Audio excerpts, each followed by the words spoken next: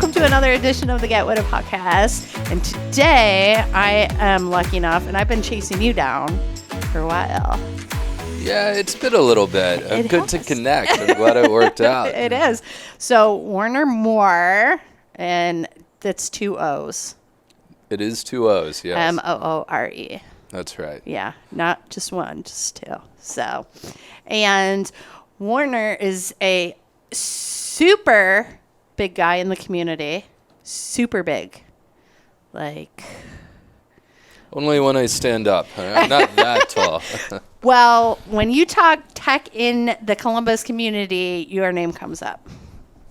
So, you're a pretty big guy.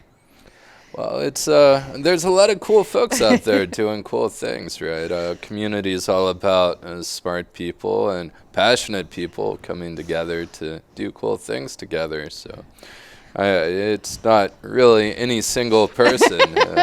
And if they claim to be, they're probably not a part of it. They're probably not a part of it. All right. So, let's start with how you got into IT. And you don't have to start like in high school. I built a robot and then fast forward a little bit. Yeah, it makes sense. Well, I've always been into technology in various forms. I used to run BBSs in the 90s, back when nerds got together and called each other's computers using modems over the phones, right? I did that. So really, my career did start in my youth running Unix systems because I really liked multi-user systems. I thought that was cool. People talking to each other, using the internet in the 90s, being able to talk to people around the country was cool to me. So technology was interesting, but it was just as much being able to connect with people all over. And back then, right, the internet came out of academia, DARPA originally, so military, but really academia, universities, different universities connecting and talking to each other. So that whole open culture, freedom of information, and that approach and philosophy is what drove a lot of my interest in technology and open source. So I have a pretty traditional career path, at least for folks who started around then, where you earned your stripes doing any tech work you could. The cool tech jobs back then were internet service providers. So That's a lot what I did. And at the time, I always thought I'd create my own, maybe not a dial-up internet service provider, but a Unix or multi-user or more modern internet service provider. But around the time I would have started my own business, the bubble had popped. It was a challenging time for all in technology, and the market was different. That space was consolidating and being commoditized. So, what was cool then, or what looked to be becoming cool, was websites, right? Large-scale distributed computing systems, the internet. They weren't large-scale back then, but over time, we built them that way. So really, the internet was super interesting to me, and then it was all downhill from there. Oh, boy. I've had just about every technology or engineering job there is over the years. Tech support, of course, database admin, security engineer, systems engineer, software. So you're a coding guy. Like, you could code. Oh, I can, certainly. It's really not my focus these days, but once upon a time, that's for sure. We'd love to know what's your first? My first? Oh, well, Basic's the easy one, of course, but maybe the first one I became more interested in, I wouldn't say Pascal, maybe more Perl. Okay. I always like to ask because it dates them. Sorry. Yeah, I normally wouldn't volunteer that. But I still like Perl. It's not cool anymore, but I like it. But you like it. Okay. I have this signed camel from Larry Wall. I keep it in my office. The O'Reilly camel on the O'Reilly books. So there's some love there. Little bit, but really it's all about the right tool for the job. Using modern technologies in modern ways to solve problems in meaningful ways. I don't get too stuck on specific technologies these days. Okay. So lead us down the path more. Yeah, so every tech job there was, I've probably done a form of it at one point. And really, I got tired of solving the same problems again and again, using different fancy names, and started focusing more on architecture and then management. And really, that's where my career has been for a while now, focusing more on leading teams, building teams, helping create a strategy for security and technology in ways that help businesses be more innovative. And that's your business. It is. Well, that's one of my... I do strategy consulting, so Okay. My business Gamma Force is one of the primary things I do. But I spend a lot of time with startups and growth companies. So if you talk to enterprise folks, it's a different game, where it might be helping teams be more innovative when there's these legacy systems, large-scale WebSphere, WebLogic, you name it, Java all over the place is a very different game, whereas creating a company, I spent time with Bolt Penguin over the past year. I joined the company pretty early and helped build that up, an insurance technology company. And, well, it was a clean slate. You build a new company, it's a clean slate. Right. You don't have to... Now, were you an employee at Bolt Penguin, or were you just there consulting, helping them? I was. I was an early employee at Bolt Penguin. When I joined the company, it was maybe not even 10 folks. Really? Okay. And now they're one of my clients. Helped them out for about a year and refocused. I know quite a few people who are over there now. Oh, cool. Yeah, lots of great folks. Yeah. Been building a really strong team. It's over 100 people now. It's huge now. Yeah. I went to their holiday party. What does that tell you? I went drinking there. I went to their holiday party. And yeah, they blew up. It's like Root Insurance out of nowhere. Kind of just took over. Yeah, Bolt Penguin's 3 years old. So a year ago, it was, probably not even 20 folks, so over 100. Yeah. Really strong business, great opportunity in the commercial insurance space. So they'd really been under the radar all up until a few months ago, maybe 6 months ago. Yeah. I'm trying to think who's their DevOps guy. Why can't I think what his name is? Well, Frank Lamantia built a lot of this stuff originally. Yeah, Frank's a great person. I've enjoyed working with him. So, yeah, I know him from, he did a talk here at Rev 1 on DevOps. And cool. Yeah, so. Awesome. So okay, see, easily squirrels run through the room. That's how it goes. Yeah, so put there, startup and growth company game is way different than trying to untangle a rat's nest of 30 and 40 years. And I can play in those spaces too, but that's not where I spend the most time. I was super early to cover my meds, right? And we had a clean slate there as well. It's not about how to fix the mess. It's how to create something that makes sense and scales over time. Yeah, cover my meds. Know quite a few people over there, but Nick left and did Script Drop, and Larry Scott. We've had Larry. I used to work with him also. So yeah, and now they're not a startup. Oh no, they're also well into growth mode. Great people. I work closely with Nick. We stay in touch. Yeah. So Nick's the one who went on the game show, The Price is Right.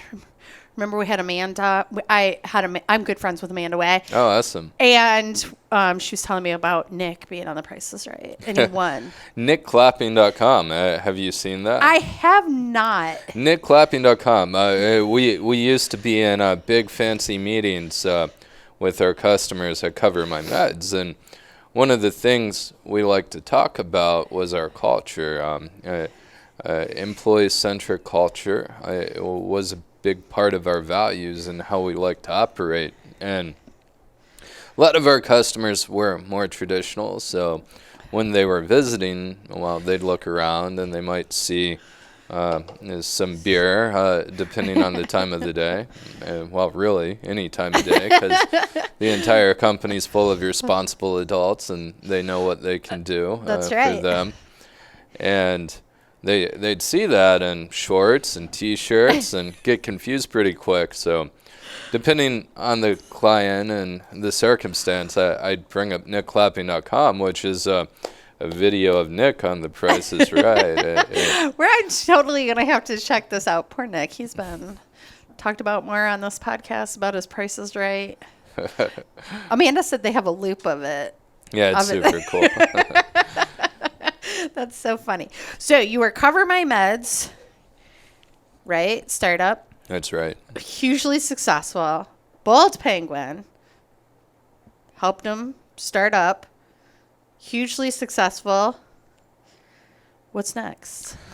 Well, right now I'm focused on my businesses and helping others be successful through my business. I have some early things I'm working on that I'm not talking as loudly about, and maybe will down the road, we'll see. But really just having a good time working with folks in the community and seeing what good work we can do. That's great. That's great. And so tell us again about what you focus on in your company.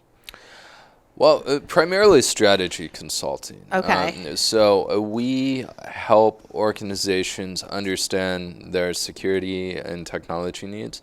I do a lot of virtual CISO work, so a young company or even a big company might not be in a position where it makes sense to hire a full-time chief information security officer. Okay. So I can come in and help. Like some of the work I did pretty early with Bold Penguin was help align their product strategy and tech strategy to a deal we negotiated with an early customer and then help execute to that plan. So on that side, it was originally more technology, and one of the projects I led was building out their security program. So that's fairly well established now. Okay. A year later. So depending on the client, it might be understand what the business drivers are for security and help align that to what their goals are. So it might be compliance, or maybe the type of information they're using, the type of customers they have higher security standards, because either somebody might want to steal that information or the types of customers are more sensitive to how information is treated. So understand all the factors, and it varies substantially depending on the type of business, the industry, what the product is, who the customers are. Understand that whole landscape and then help the company build out a roadmap and a strategy for getting a risk-based security program in place. And typically where I add the most value is come in, help understand the roadmap, build a strategy around it, and then depending on what the needs are, I might bring partners on or help bring on a team to execute some implementation projects. With one of my clients right now, I've been working on building out an identity management solution and brought on part of the team to help with that. Wow. So it really just depends. But where I focus more is understanding the landscape and then partnering with the organization to figure out how to help them achieve those objectives. And it might be on the technology or product side, helping companies scale, building teams, both technology and security teams. I've built half a dozen different security and privacy programs now. I've built the infrastructure and operations and information security and security operations teams that cover my meds. So during my time there, I brought on over 27 folks. It's not something I think about as much anymore. Wow.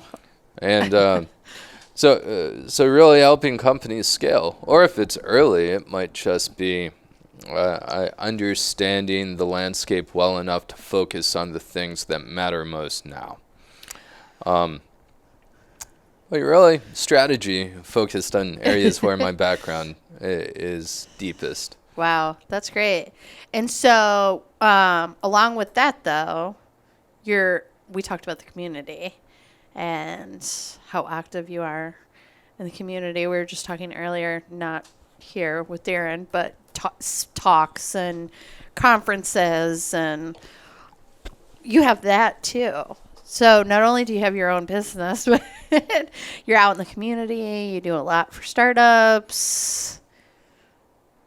You're a busy guy. Yeah, I don't have much slack time. Like you were asking about earlier, if I'm familiar with a television show, it's those are the sort of things that I don't have as much time with.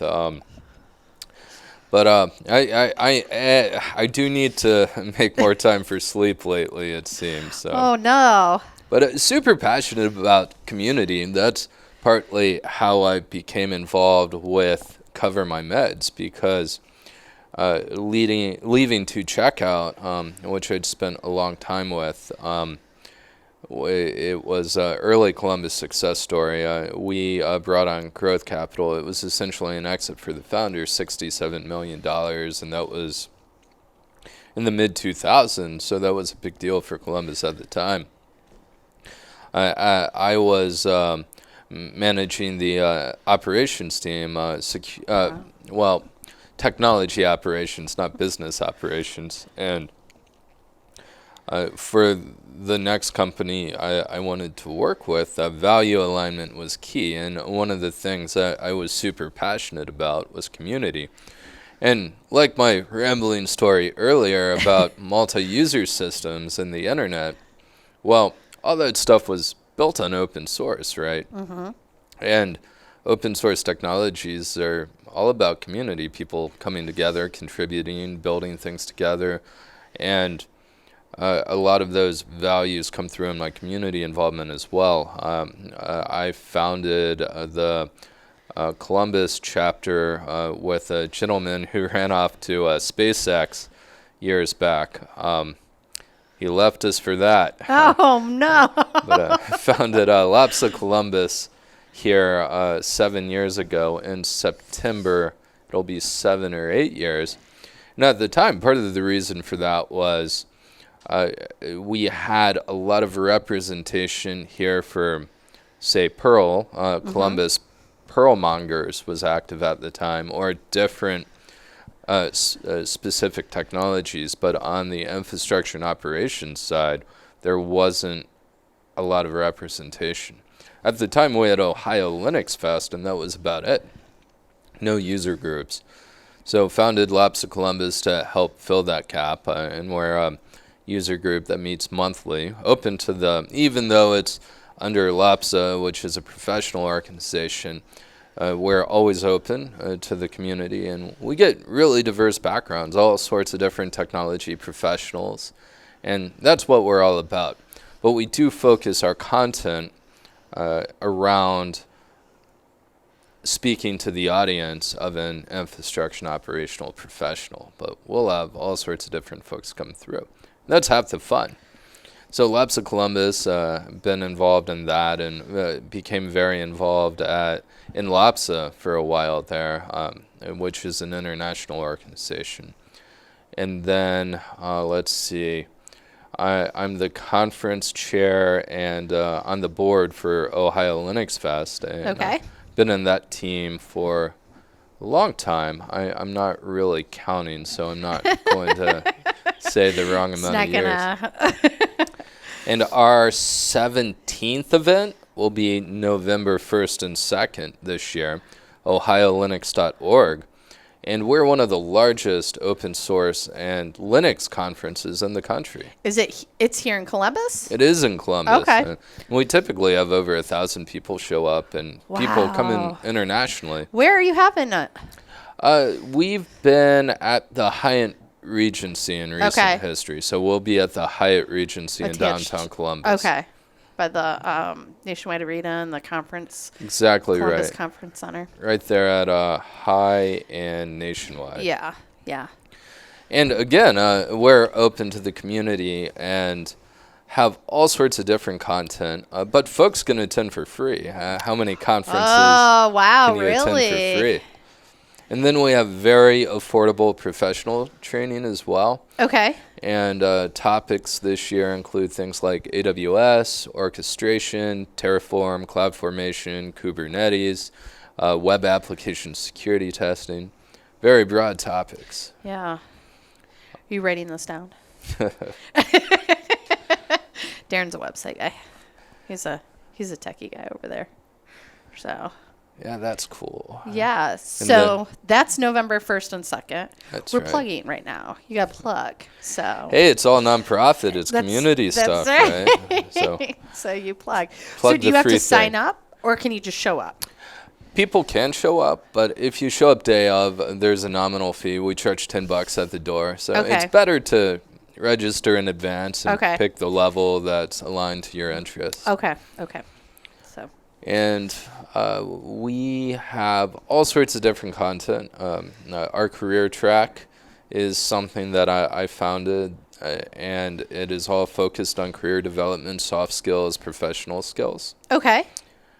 And that is a really interesting area for people who might not be as deep into certain technical topics. That's me. I'm not a technical person.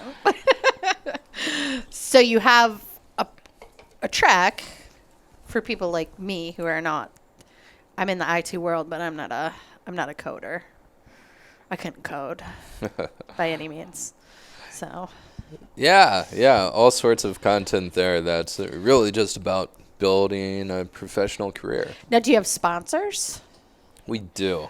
So this is the plug where you can like plug out for your sponsors too. Well, we're always looking for sponsors, and there's lots of great opportunities there. So this is nonprofit, right? You said nonprofit? 501c3. Yeah, That's right. yeah, It's a nonprofit. Okay. So looking for sponsors. If they're interested, is there a website? OhioLinux.org. Okay. LINUX. Okay. So if people are listening and they want to go to the website, they can check out all that great information. So LAPSA Columbus, Ohio Linux Fest, and I'm one of the founding organizers for DevOpsDays Columbus. Oh my God. That just happened though, right? It is mid-September. Mid-September. So it's coming up really soon. Yeah, it is. Why did I think it already happened? I think because I've been hearing so much about it, I thought I missed it. So it's coming up in mid-September. What date? I do not have that memorized. I just like to throw one curveball question. Come on now. So it's the DevOps Days. DevOps Days, that's right.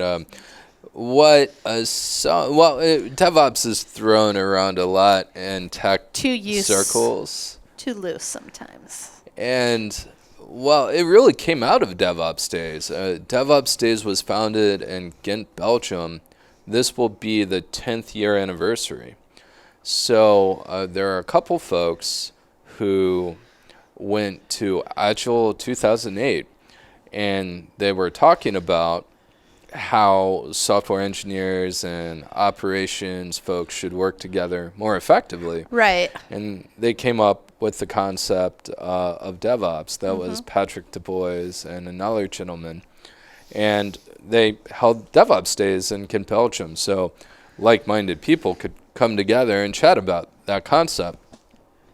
So now there's over 50 cities all around the world. DevOps Days Columbus this will be our 5th event, but it's not yet our 5th year. Did you go to the one in Belgium? I didn't. Oh. I'm really tempted to go this year, though, because all the community leaders for the different organizations who can go are going to get together and meet. There's going to be a leadership summit for the organizers. That's cool. Yeah, it is. Oh, man. My travel schedule that time of year is pretty tight right now, so I haven't made the decision yet. But that's really cool. I've spoken at DevOps Days Amsterdam, but I've never been to the Ghent DevOps Days. Oh, okay. Okay. So DevOps Days is really what helped popularize the term DevOps back in 2008. Like before that, Google had site reliability engineering, but they really weren't talking about it. It was all internal. They had SRE practices, and folks can read about that. There's a Google site reliability engineering book. You just search the internet for it. It's available for free. It's an O'Reilly book, Wow. but it's available for free. And then earlier, my timeline's off. I have a presentation about this. I usually, the presentation is about the evolution of infrastructure and operations as a profession. It was around 2007. There were a couple folks from Flickr, John Allspaw being one of them, a dev leader and an operations leader. They came together and they spoke at a conference talking about 1,000 deploys a day. Oh, my God. And that was mind-blowing at the time. Yeah. Or it might have been 100. And my numbers are off now because what sounds normal now wasn't quite normal back then. Amazon does thousands a day, right? Thousands a day. A lot. But back then, it might have been smaller, but it was still a lot for the time. And they were talking about it, and the term DevOps didn't exist then, but that was right around then where there was momentum building around these practices and people working in a different way. So a lot of those practices existed, and there were people leading in the profession starting to come together and talk about it. But it was really DevOps Days in 2008 that introduced the term DevOps to our professional cultures. Wow. Shoot, I would love to go to that one in Belgium. You want to go, Darren? Yeah. He's like, yeah. Especially since it's the 10th anniversary, you said? 10th anniversary. Wow. That's huge. Time flies. Oh, my God. It'd be a hell of a party. But you said you've been to the one in Amsterdam? I have. Oh, my God. Even that's pretty awesome. What? Oh, it's incredible. It's right on the one of the canals. So there's this multi-stage conference center that has glass on the perimeter, glass windows. It is beautiful.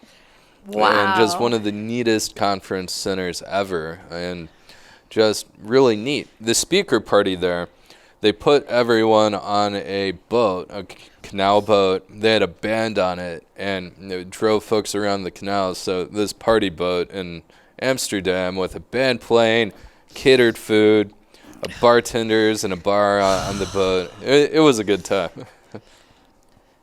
Darren. That's awesome. I won't be able to do that at Forget What It, but maybe someday. Well, it's always inspired me when we have the ability to afford it, because DevOps Days is nonprofit, right? It's a loosely organized international community organization, and different events have different budgets, but I look at DevOps Days as an opportunity to showcase all the awesome stuff we have going on in Columbus. Right. Because we have speakers travel from all around to come here and speak at the event. So DevOps around the world, because it's around the world, right, is on different days. It's not at the same time. That's right. Okay. So do you, as an organization, worldly help out all the 50, you said there was 50 different cities? Indirectly. Okay. It's a loosely organized community organization, so a lot of it comes down to individual commitment. So organizers are encouraged to cross-pollinate and support other events, but there's so many. Often people focus in specific areas, but Right. might be more involved in others. It tends to be a little more regional, like the folks in Belgium have been involved with Amsterdam, and in the okay. past, when we started DevOps Days Columbus, Chicago had been around a couple years before us, so one of the organizers from Chicago came down and helped Okay. us get off the ground. How many here in the United States? I don't know those numbers, but Okay. there are a lot There's now. a lot. Like it's across the country, not just in the Midwest. Oh, yeah, Okay. all around the country. Okay. So not just focused. I was thinking more like Chicago, Midwest kind of. Minneapolis, I think, is one of the oldest in the States. Because they go check out Prince's mansion. Isn't Prince from Minneapolis? Yes. They go to Raspberry Park. See? Squirrel. Darren, I can't believe you don't know anything about Prince. Oh my gosh. Showing my age. Darren's from Hawaii. Oh, cool. Yes. So. I have a sister-in-law who lives in Oahu. Oh. Marine biologist. Go figure, right? Go figure. Really? That's pretty cool. Wow. There you go, Darren. Okay. So see how I got distracted? We were talking about Hawaii.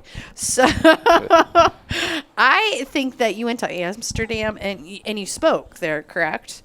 That's I did. awesome. That's so awesome. And then Belgium. You should really. That's pretty cool. Yeah, I need to study the calendar and see if I can force it. That's really cool. So, when in September, is this a day or 2 days? How? It is 2 days. It's 2 days. Traditionally, we've been 2 days single track, but this year we're going to do things a little differently. Last year, we had our first invitation-only executive leadership summit. Oh, okay. So folks can apply to attend that. And really, we're just trying to help have content that's more communicated in a way that it's suitable for the audience, even though it may not be dramatically different from the primary conference. The principles are certainly not new to a lot of practitioners, but Right.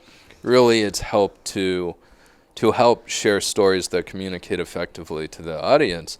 So if folks are interested in that, they can contact us and express their interest. We're introducing workshops. Okay. We've never really had technical content. We've avoided technical talks. We might have case studies, but not how to use Kubernetes or whatever. Because really DevOps is more about how we work, the culture and practices to enable scalable technology organizations to work effectively. And a lot of the areas where we'd like to focus is to encourage diversity and supportive, human-centric technology cultures. So a lot of our content's more about how we work together in our professions and a little less about how to use the latest version of a specific technology. Okay. But this year we're going to have workshops for the first year, and we'll probably have a couple tracks happening concurrently. So we're playing with the format a little bit. But it should be a really good program. Gold sponsorships are almost sold out. The CFP, a call for presentations, is open both for Ohio Linux Fest and DevOps Days. Oh, okay. So you're accepting speakers for both right now. Exactly. Okay, right. great. What's the website for the DevOps Days? DevOpsDays.org is a great .org. place to start. Okay. And Columbus is linked there. And Okay. there's a bunch of letters after it, and it would be confusing to say. So DevOpsDays.org. Okay. And so this is a 2 day. Is this nonprofit too? It is.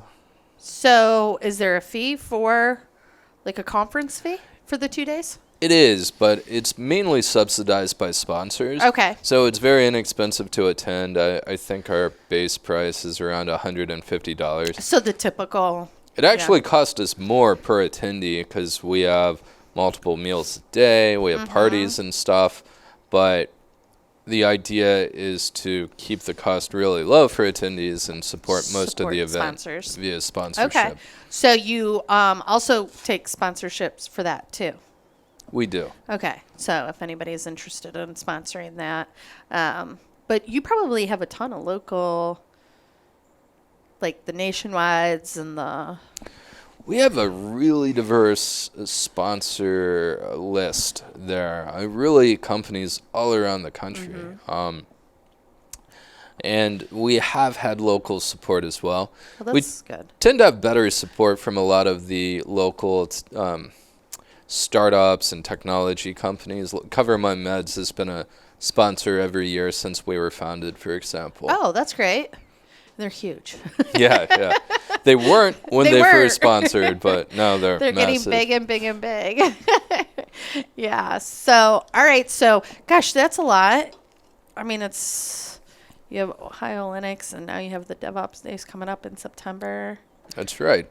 And I also founded a nonprofit of 501c3 nearly 3 years ago. We'll be 3. Oh, wait, it's July. We're 3 right now. It's July. Are you going to sing happy birthday? I will. I don't have a very good voice. We sung, for one of my clients today, we sung happy birthday during the stand-up. And the gentleman next to me, Jake, has an incredible happy birthday voice. Jake, should he go on America's Got Talent? Yeah, I suggested that Jake start following me around, and every time we need to sing happy birthday, I'll just be quiet and he can sing for me. He could be like your what do they call it? Your theme guy. Like follow you around and sing your theme. Yeah, that sounds good. I wouldn't mind one of those. Was he like a Marilyn Monroe happy birthday or like a... Oh, shoot. Not as breathy as that, but Okay. very good vocal range. Wow. Go Jake. Yeah, so if anyone ever needs a good happy birthday, dial up Jake Clark on LinkedIn. Oh, he'll love he'll that. He'll hook you up. I love that pitch. Hey, Jake, I heard you sing happy birthday really well. So... this organization, what's the name of this organization?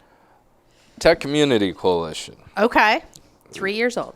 Tying to the theme there, it's really about helping the larger community. Our mission is to enable the technology and startup communities through charity and education. So that can be pretty broad, but we tend to focus in two main things: providing resources to technology community leaders, and also helping bring the larger community together. So every year since we were founded, we've partnered with Tech Life Columbus, and the Tech Community Holiday Party that we throw is Tech Community Coalition event. That's huge. The one at Hopewell Works last night, last year. I stopped by. I had obligated to, so I had to do like a swing through, and yeah, it's crazy. Yeah. And it's crazy how many people you know there. Yeah, we sold out multiple times. In the end, we had over 400 people RSVP'd to that. But it was over 30 community groups, right? Right. So it was so cool to have 30 different technology and startup community groups come together and just have a good time, support a charity for the holiday, and talk about different things. And that's one of the things a lot of the community doesn't necessarily do, is cross-pollinate as well. And Tech Community Coalition looks for ways to enable that. And on the community leadership side, we try and provide resources for them. So a lot of groups, like Labs at Columbus, for example, isn't an actual business entity. So all these groups, right, and we do this because we're passionate about a subject, not necessarily because we want to get good at filing articles of incorporation and IRS tax exemption requests and all that noise. So we don't. And with that, it limits our ability to scale or do different things in our organizations. So Tech Community Coalition can help with that, providing fiscal sponsorship, such as handling payments and banking money on behalf of different organizations. So the past couple years, we've done that for women in analytics. We're behind the scenes helping with the back office stuff there. So for conferences and user groups, we can help in that way. But we're also starting to bring together more community resources. So if you're a community leader, you can get together and collaborate with other community leaders using different channels. We're working on creating a speaker bureau right now so that folks on our website, techcc.org, can sign up to be published as a speaker, and community leaders can go and look for folks who are experienced speaking in different topics that would in the local area. Yeah. So looking to do more things like that. And with that, we're looking for volunteers to help. Right now, we're a 3-person board and looking to You're scale with that. Ben on this one, right? We collaborate a lot with Ben and Tech Life Columbus. Okay. But Tech Community Coalition is a separate organization. Who's on that with you? William Clifford, Bill Clifford, Rafiq Rahman are the 2 board members, and Rachel Kershaw is helping organize as well. Okay. One of the big things, and something I'm very insistent on, is that in community and nonprofit activities, we shouldn't compete. Correct. We're working for free here. Why would we compete? Should come together. So with that, we're not trying to reinvent the things Tech Life Columbus is doing. Right. The meetup where we can all promote and aggregate the different events we're organizing. Tech Life Columbus does that great. We don't want to do that. Tech Community Coalition was about to start a Slack a couple years ago, and talking to a couple different folks about it, and I ended up chatting with Ben Blanquer about it at the time, and he's like, yeah, I want to do that too. I'm like, well, cool, great, let's do it together. So we started the Tech Life Columbus Slack and have 3,000 people on it now, give or take. That's where I get Ben's travel. His wife, right? They have the travel. The van life. Yes, the van life. Yeah, Sandy's adventures are yes. great. Just keep up on it with that. So, all right. I got from Darren. This is a hand signal, Darren. So I like to keep it like right around 45, 50 minutes, just give or take. So, all right. So plug everything you've got. Ohio Linux. Well, shoot, this normally I have a slide up and things to reference and stickers hanging out that people can take. It's way easier to take a sticker. So what you can do is find me out in the community and ask for a sticker.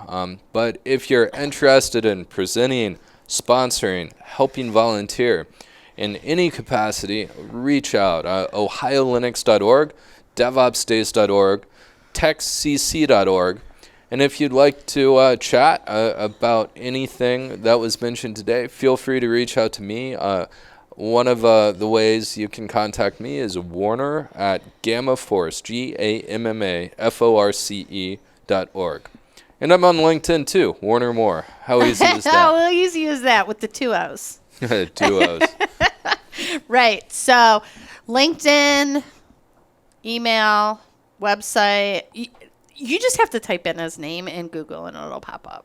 You pop up. Just so you know. So I have an alert. You have to watch out for that stuff. Somebody's watching you. Somebody's creeping on you. So, all right. Well, you're a busy guy. I so appreciate you getting this time worked out that you could stop by. And I look forward to hopefully getting you to get to the Get With It conference. I don't know. I'll have to squeeze you in on the 30th. If I just send you a ticket, will you just show up? Let's chat about it. Let's see what we can do. Yeah, thanks so much for having me. It's been a pleasure. It's been great. Really Thank nice you of you so to have much. me. I learned so much about you. So now I feel like we're connected. I've learned about Prince, and apparently he has something in Minneapolis. Paisley Park. Paisley Park. Oh my God, that's my age coming out. I like Paisley. That sounds fun. Yeah, Paisley Park. That's where there's a song about Paisley Park. I'm pretty sure that's the name of his estate. Yes, he's dead now. It's a good name. So, all right. Well, thanks, Darren, again for a wonderful podcast. We don't ever get to see. I'm going to have to bring Darren on this side every once in a while. No, he shakes his head.